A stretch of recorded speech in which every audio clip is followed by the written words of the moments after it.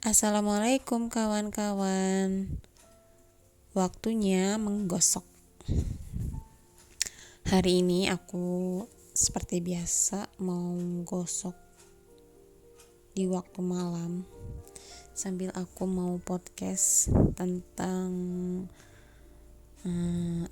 yang lain lah. Jangan rumah tangga terus, bosen. Aku pengen berbagi sedikit ilmu buat para bunda. Mungkin kita disibukkan dengan urusan rumah tangga, tapi jangan lupa dengan ilmu. Banyak banget ilmu yang mungkin tidak kita ketahui, tapi mungkin banyak juga ilmu yang sudah kita ketahui tapi lupa. Nah, aku mau ngebahas sesuatu yang ini merupakan masa depan yang akan terjadi di kehidupan kita nanti. Maaf ya kalau agak berisik di sini karena rumah aku di pinggir jalan. Jadi aku mau sharing ilmu tentang tanda-tanda kiamat. Banyak banget berita tentang tentang dunia kita lah, ini udah mendekati tanda-tanda kiamat. Bahkan ada yang bilang Dajjal mau muncul ya. Salah satunya tanda-tanda Dajjal mau muncul itu banyak para ulama bilang bahwa akan terjadi dukhon. Apa sih itu dukhon? Ya kurang lebihnya karena aku di samping gosok ya, jadi dukhon itu adalah asap. Jadi aku yang aku ingat, nanti kalau ada waktu aku jelasin lebih detailnya. Maaf ya kalau berisik. Jadi dukhon itu adalah asap. Banyak para ulama bilang kalau asap ini berasal dari luar bumi. Ada juga yang bilang bahwa asap ini muncul dari perut bumi. Wallahu a'lam, itu nggak tahu bagaimana bisa dukhon itu muncul, tapi kita harus bersiap-siap bahwa ketika terjadi dukhon maka seluruh dunia ini akan diselimuti oleh asap yang tebal. Dan itu dijelaskan di hadis bahwa dukhon itu akan menyelimuti bumi selama 40 hari. Terus keluarnya dari mana? Nah, banyak yang berpendapat nih. Katanya itu adalah benturan meteor yang jatuh ke bumi sehingga menimbulkan asap yang tebal. Dan asap itu menutupi pandangan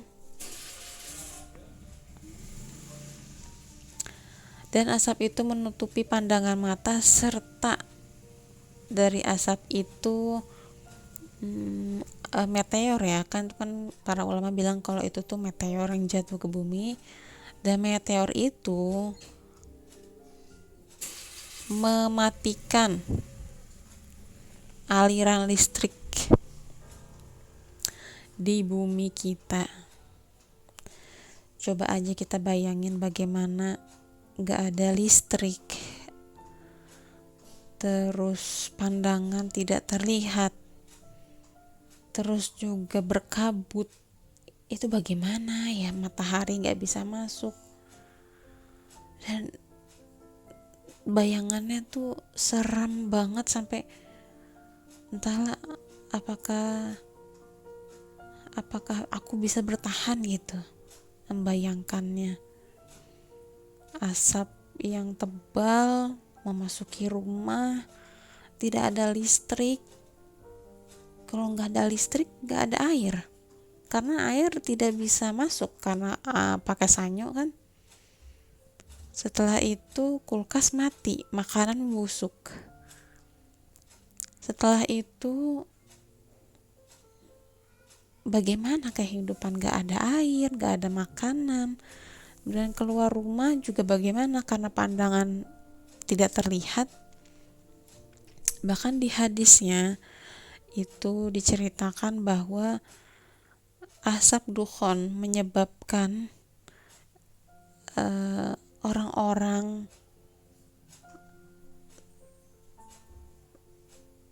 khususnya orang muslim ya, hanya menderita penyakit flu seperti flu biasa, sedangkan orang-orang selain muslim entahlah mungkin akan mati atau sakit yang parah. Nauzubillahi min dzalik ya Allah.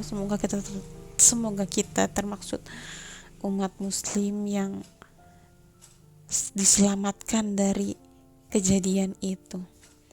Makanya ada doa sebelum salam yang disunahkan oleh Rasulullah Shallallahu Alaihi Wasallam, yaitu doa setelah atahiyatul ya. Kan atahiyatu kan fil alamina innaka hamidum majid. Terus doanya Allahumma inni a'udzubika min azabi jahannam wa a'udzubika min azabil qabri wa a'udzubika min fitnatil masiihid dajjal wa a'udzubika min fitnatil mahya wal mamati. Allahumma inni a'udzubika minal ma'sami wal maghram. Kenapa doanya itu menghindari dukhon? Ketahuilah para bunda yang solihah bahwa setelah asap dukhon itu terjadi, orang-orang akan kelaparan, hewan ternak banyak yang mati, maka kehidupan sangatlah sulit sekali karena matahari tidak bisa menembus tanah sehingga tanaman mati.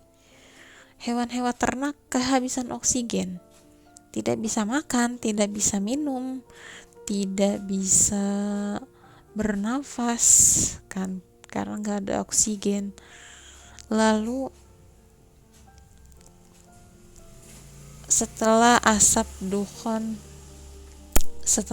dukhon menghilang, maka umat manusia akan sangat krisis sekali, krisis makanan, krisis kelaparan, krisis segala-galanya. Maka uang tidak akan berharga.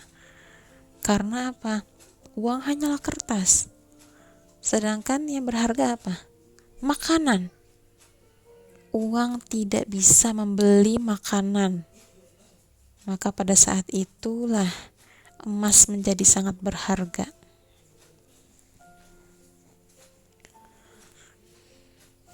Di saat umat manusia mulai kelaparan, maka muncullah kejahatan di mana-mana. Bahkan sekarang aja sebelum terjadinya dukhon, kejahatan di mana-mana, seperti penculikan anak yang sedang viral kan. Orang sekarang berani terang-terangan siang bolong menyulik anak. Apalagi ketika nanti setelah terjadinya dukhon, diceritakan di hadisnya juga bahwa setelah dukhon, setelah orang-orang krisis kelaparan, krisis makanan, orang akan mencuri, berani membunuh tetangganya sendiri hanya untuk sepotong roti. Bayangkan ya Allah, begitu seremnya ya Allah ya Rahman ya Rahim.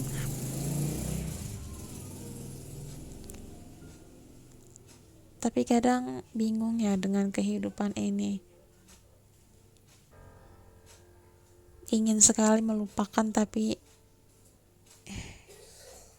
lelah gitu memikirkannya, bahwa ya lelah memikirkannya. Karena apa ya, dipikirkan pun badan tuh rasanya tidak bisa bangun gitu dari kasur. Tapi tidak dipikirkan pun nanti bagaimana ketika kita mendapati hari itu, kita tidak punya bekal untuk nanti. Karena apa? Karena sekarang saja sudah di apa namanya, dipikirkan oleh kehidupan sehari-hari yang gak ada habisnya. Istilahnya menabung saja susah untuk masa depan gitu, karena kehidupan sekarang memang agak sulit. Lalu bagaimana ketika sudah terjadi dukhon? Itulah, hidup itu sangat sulit. Makanan saat itu untuk orang-orang kaum muslimin hanyalah zikir. Lalu saat itulah Dajjal datang. Entahlah, mungkin apakah benar atau tidak, tapi itu gambaran yang diceritakan oleh para ulama dan nubuat dari Rasulullah SAW, bahwa Dajjal akan muncul setelah orang-orang mengalami krisis makanan. Bisa diprediksi ya, bahwa saat krisis makanan sepertinya memang tepat saat itu ketika dukhon sudah terjadi. Karena listrik tidak ada, lalu makanan tidak ada. Terus apa hubungannya, maaf ya kalau berisik, apa hubungannya dengan listrik tidak ada? Jadi para ulama menjelaskan bahwa dukhon itu terjadi karena meteor yang jatuh ke dalam bumi. Entahlah meteor sebesar apa, tapi yang jelas meteor itu adalah batu-batuan luar angkasa yang terbuat dari besi ya. Sedangkan besi itu tidak bisa diolah oleh tanah kita. Jadi seketika meteor itu jatuh ke bumi, maka listrik itu semua akan padam. Dan saat itulah terjadi semua benda-benda yang menggunakan listrik atau besi atau ya seperti katakanlah mobil, motor, itu tidak akan bisa dipakai. Karena apa? Diceritakan bahwa benda-benda itu tidak akan bisa dipakai karena besi itu menjadi lengket. Entahlah, mungkin kalau dipikir-pikir memang betul ya. Tapi wallahu alam lah, banyak sekali kajian-kajian tentang dukhon di YouTube, di channel Uzma, atau ya banyak lah, tinggal ketik aja dukhon, nanti akan keluar sendiri kajian-kajian ustadz yang berdasarkan ilmu hadis nubuat dari Nabi Muhammad SAW. Dan apa yang akan kita bawa, maksudnya bekal yang apa yang kita bawa saat itu terjadi. Nauzubillah ya Allah, semoga kita dilindungi oleh Allah dari bencana itu.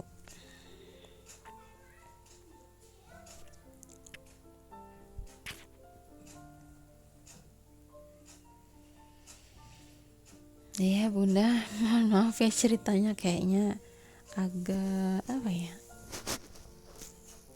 podcast kali ini enggak, kurang menarik mungkin ya, tapi semoga ini menambah ilmu pengetahuan kita bersama dan bisa menambah keimanan kita,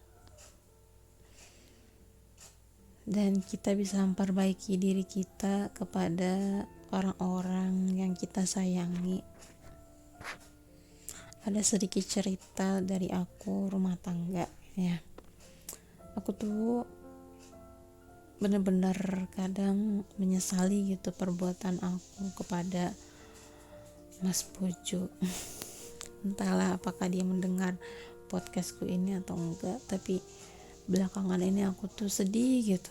Kok jadi begini banget ya, karena aku tuh apa sih namanya, jadi seenaknya gitu ya. Maafin aku ya Mas Bojo.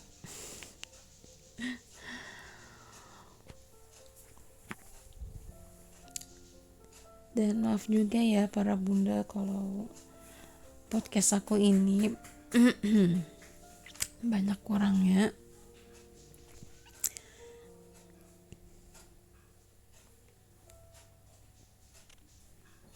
Semoga bermanfaat ya bunda.